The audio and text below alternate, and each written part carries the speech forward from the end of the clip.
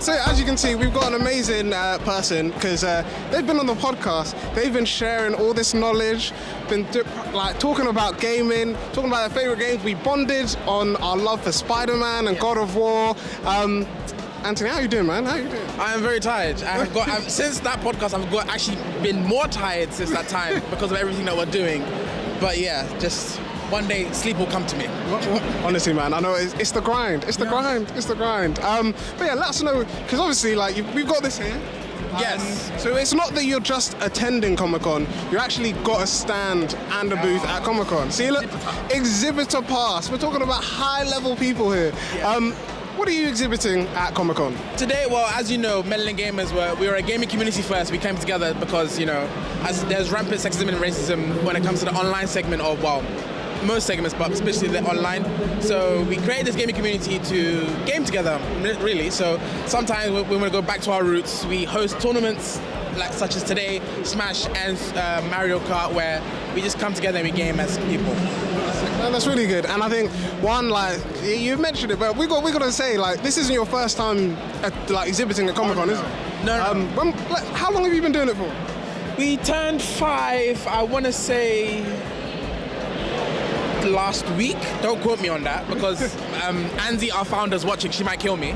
But we turned 5 recently, and we've been doing Comic-Con for 4 years, I believe. So we come here, we exhibit, we do the tournament, and we iterate the process, and we learn from every single experience. So yeah. Oh, that's amazing, man. It's kind of Comic-Con related. Spider-Man 2 is come out. Yeah. I want to hear, in one word, obviously, it's still kind of new, so we don't want to spoil things for people just yet. But in one word, how would you summarize the game? Sublime. It's easy. One word, sublime. Yes. I have never seen a game where I could actually the gameplay loop, so to speak, where I get to just be in the world as Spider-Man is just so nice. The swinging mechanics, the fast, fast travel? That's the one, thank you. The fast travel.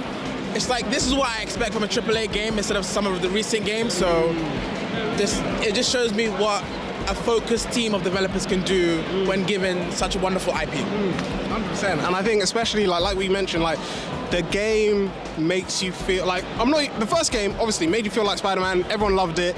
The second game dives into that so much more, and the side missions, the activities are just done in a way that it's okay, yeah, you're actually playing as Spider-Man. You're not just enjoy, it's not I'm playing as you're Spider-Man. Yeah, me and Miles are homies. 100%, man.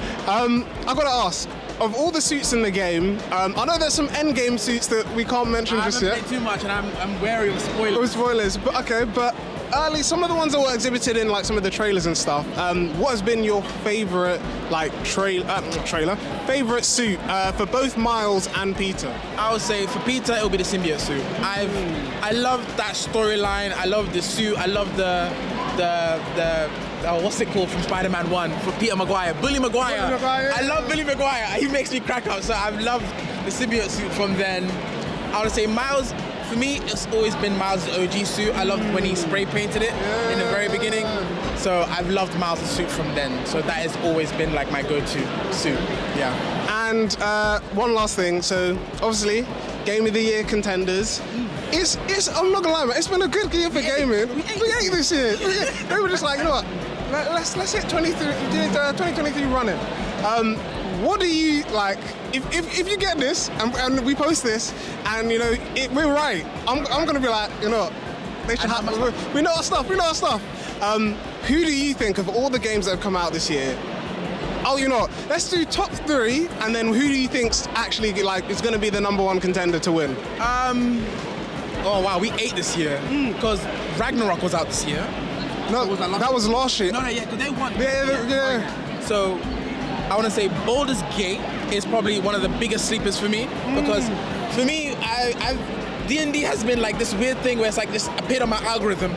I don't know, they're training my mind for it. And I saw Baldur's Gate. I'm oh my gosh, I'm sinking hours of time into this.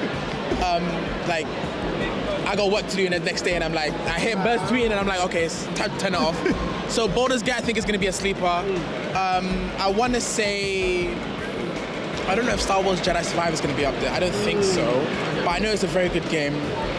I know Spider-Man 2, obviously, that one is like, honestly, I think when you say Game of the Year, what like academy are you talking about? Are you talking about BAFTAs or are you talking about Game of the Year?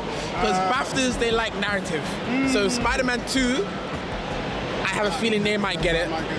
Whereas Baldur's Gate, I think that it should win because of,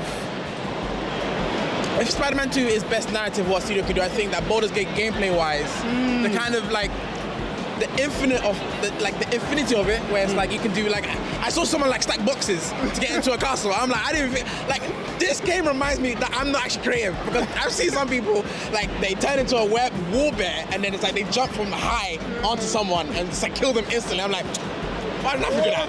Yeah. So Baldur's Gate, Spider-Man 2. What else? Let me hold on. I need, because my mind's gone blank. I'm trying to think. The games I can think of is Starfield came out this year. That's very good. Very good from because of Bethesda. They didn't slap it with Redfall. Yeah. So that was a nice little comeback story. It wasn't as optimized as I'd like it, but I think that the vastness of it, and it's a new IP from Bethesda, so I'm always going to be excited. So that one did pretty well. I think it's going to be a contender, but I don't know if it's going to win. What about, because Resident Evil 4 remake came out this year, and for a lot of fans, for me, I never played the original, but this remake, I played the original. So the remake, this is what remakes are meant to be about. 100%. Instead of a cash grab, it's meant to be, they've updated the story, they've updated the characters, they felt good about myself. Instead of like a crappy mechanic where she frustrates me. So that was really good. I really like Resident Evil. I'm gonna play it properly all the way through. So yeah. Ooh, we ate this year. So yeah. I'm trying to think, is if any other games that I can do, like big, you know, it's just funny, because like start of the year, it's hitting hard, like all these big games, and then later on, it's just like, you know, summer's a bit of a break, a few releases here and there. No, I forgot, obviously it's not a full game, but Phantom Liberty also. Oh yes! Phantom Liberty as one well. Of my boys from MG, he's been playing non-stop, so it's like, ugh. So I'm like, okay.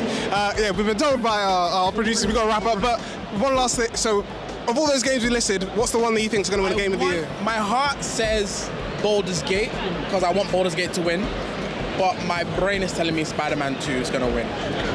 If we win, gaming companies, we know what good games look like, so please come find us. We do consultancy.